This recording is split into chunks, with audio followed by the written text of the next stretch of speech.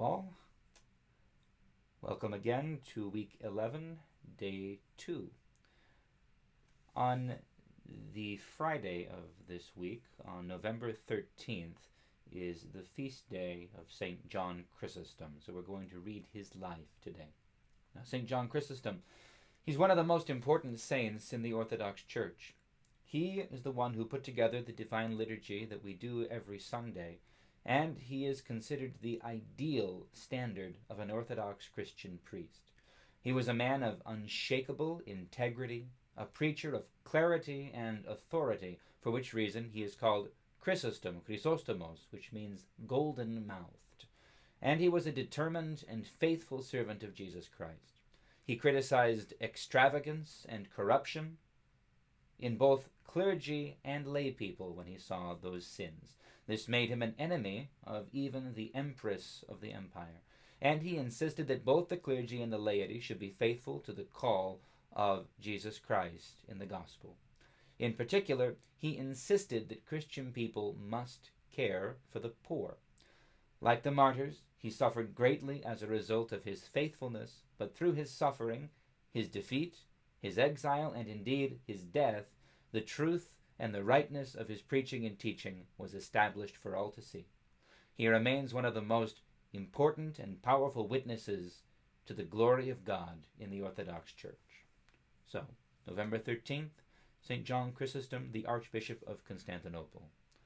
This greatest and most loved of all Christian preachers was born in Antioch the Great in the year 347. His pious parents were named Secundus and Anthusa. After his mother was widowed at the age of 20, she spent her time and energy in bringing up John and his elder sister in the nurture and admonition of the Lord. John received his literary training under Anthragathios, the philosopher, there's a name, and Libanius the sophist, who was the greatest Greek scholar and rhetorician of his day. Libanius was a pagan, and when asked before his death whom he wished to have for his successor, he said, "It should have been John, had not the Christians stolen him from us." With such training, and with such gifts as he had by nature, John had before him a brilliant career as a public teacher, as a public speaker, and a teacher of rhetoric. But through the good example of his godly mother and of the holy Bishop Meletios of Antioch, by whom he was ordained a reader about the year 370, he chose instead to dedicate his life to God. From the years 374 to 381, he lived the monastic life in the hermitages that were near to Antioch. His extreme asceticism undermined his health, however, and forced him to return to Antioch a few years later in 381. At that point, St. Meletios ordained him a deacon. 5 years later, he was ordained a presbyter, a priest. Upon his elevation to the priesthood, his career as a public preacher began, and his exceptional oratorical gifts were shown to the world through his many sermons. They show a mastery of Scripture, an easy and fluid eloquence, and a clear understanding of the workings of God's plan for salvation in the world. St. John spoke with authority against the abuse of wealth and property, and he insisted that Christian people care for both the spiritual and practical needs of the poor. Most of all, his sermons show a natural earnestness and a moral force which clearly come from the heart of a blameless and guileless man who lived first what he preached to others.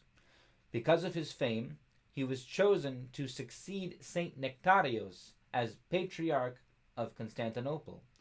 He was taken away from Antioch by stealth to avoid the opposition of the people, and was consecrated as Patriarch of Constantinople on February 28th in the year 398.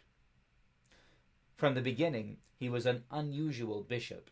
He deplored and hated the fact that imperial protocol gave him access to privileges greater than the highest state officials, and during his time as bishop he refused to use those privileges and to host the lavish entertainments that had become normal. This meant that he was popular with the common people, but unpopular with the wealthy and the high clergy from the beginning. In a sermon soon after his arrival, he remarked, "People praise the predecessor to disparage the successor." So apparently people were talking about how wonderful the people that came before him were, as a way of saying, you're kind of lousy. We don't like you at all. His reforms of the clergy were also unpopular. He told visiting regional preachers to return to the churches they were meant to be serving, instead of going around trying to gain extra money by preaching and speaking to people and saying what they wanted to hear. Especially because this pursuit of money, of wealth, meant that they were neglecting their actual flocks, the people entrusted to their care at home. Because of all this, his time in Constantinople was short and full of controversy. The emperor at the time was named Arcadius. He was a man of weak character and was much under the influence of his wife, Evdoxia, who was offended by St. John's insistent condemnation of the lax morals of the wealthy and the powerful in the city. She formed an alliance with others of like mind, both clergy and lay people, and in the year 403 they held a synod, a council, which falsely accused St. John of heresy, and he was deposed and banished to Pontus on the Black Sea. The people were very angry about his departure, and the next night an earthquake shook the city. This so frightened the Empress Evdoxia that she begged Arcadius to call Chrysostom back. While his return was triumphant, his reconciliation with the Empress did not last long. When she had a silver statue of herself erected in the forum in front of the church of Hagia Sophia of Holy Wisdom later that year, and had it dedicated with much inappropriate celebration, St. John thundered against her in his sermons, and she refused to forgive him. In June of 404, he was exiled to a city in eastern Asia Minor. Now the Pope in Rome at the time protested his banishment, but to no avail. During his exile, John himself wrote letters to some faithful friends in the city, but these letters were considered a sufficient threat to his enemies that they had him exiled still further to a city called Pythius in modern Georgia.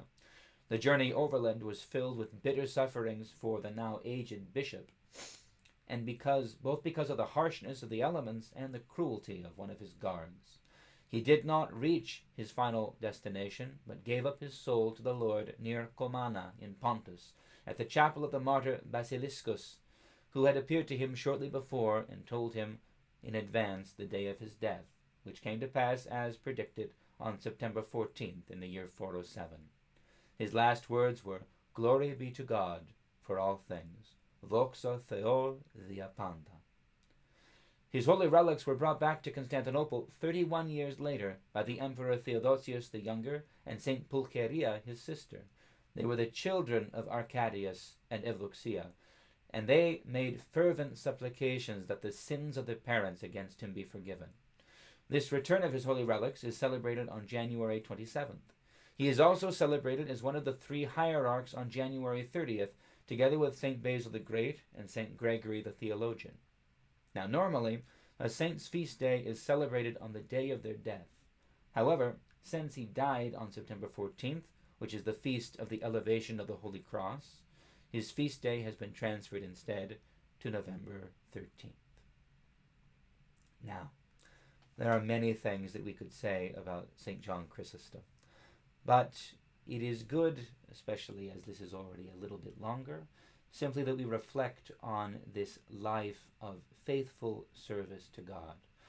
And remember that victory in life for a Christian does not mean that everybody likes you. It does not mean that you find yourself praised and glorified by everyone while you live or when you die. St. John, above all, is an example to us of the truth often repeated in Scripture, that it is better to please God than our fellow man. Because our fellow man, our fellow human beings, are easily corrupted. They want pleasure, to be told that they're wonderful people, and to to be encouraged in living the way that they want to live. But serving God is much more difficult than that. So for all of us, St. John Chrysostom is an example of how to follow Jesus Christ faithfully, not when it's easy, but when it's hard. So, God bless you all. I will see you again on day 3, on Friday.